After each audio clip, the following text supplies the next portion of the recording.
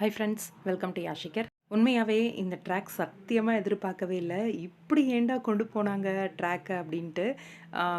சொதப்பலா இல்லை இதுக்கு மேலே தான் கதையே ஸ்டார்ட் ஆகும் அப்படின்ற மாதிரி சொல்கிறாங்க. அதுக்காக தான் இந்த மாதிரி ட்ராக்கா அப்படின்ட்டு. ஆனால் ஜோடி மாறிடுமோ அப்படின்னு ஒரு பக்கமும் பயமும் இருக்குது. என்னடா கதையை எழுதியிருக்கீங்க அப்படிங்கிற மாதிரி ஒரு பக்கமும் தோணுது. ஆனால் ஏதோ ஒரு விஷயம் இருக்குது அப்படின்னும் இருக்குது. பாப்போம், வெயிட் பண்ணி. எதை பற்றி பேசிகிட்டு இருக்கேன் அப்படின்னு கெஸ் பண்ணிங்களான்னு தெரியலை. எஸ், நம்ம சன் டிவியில் ஓடிட்டுருக்க சிங்கப்பெண்ணே சீரியல்.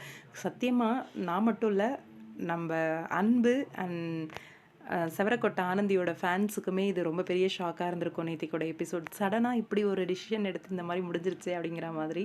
ஆனந்திக்கு மித்ரா வந்து ட்ரிங்க்ஸில் எதையோ கலந்து கொடுத்து ரூமில் படுக்க வைக்கிறான். அதே இடத்துக்கு மகேஷும் போகிறாரு.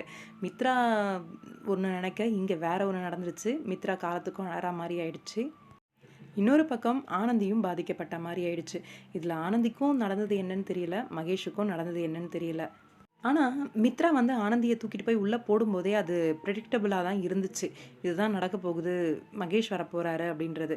அதே மாதிரி இன்னொன்று என்னென்னா, இந்த பக்கம் அன்பு வந்து தேடி அலைஞ்சிட்டு இருக்காரு. ஒரு ஒரு சூழ்நிலையிலையும் அன்பு வந்து ஆனந்தியை அவ்வளோ ப்ரொடெக்ட் பண்ணி அவ்வளோ காப்பாற்றிட்டு அவன் மேலே அவ்வளோ லவ் வச்சுட்டு இருந்தாரு. அந்த லவ் என்ன ஆச்சு அப்படிங்கிற மாதிரி இருந்துச்சு.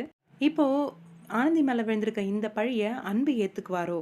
அன்பு ஏற்றுக்கிட்டு ஆனந்தியை கல்யாணம் பண்ணிக்கிற மாதிரி சூழ்நிலை வருமா? ஆனந்தி ப்ரெக்னென்ட் அப்படின்னு வரும்போது இது பெரிய லெவலில் வெடிக்கும். என்ன நடக்க போகுது அப்படின்னு தெரியல. மகேஷ், அவங்க அம்மா அப்பா எல்லாருமே ஆனந்தியை பற்றி தப்பாக நினைக்க போகிறாங்க.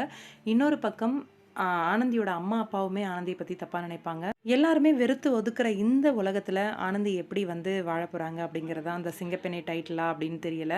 இதுதான் கதையாம்.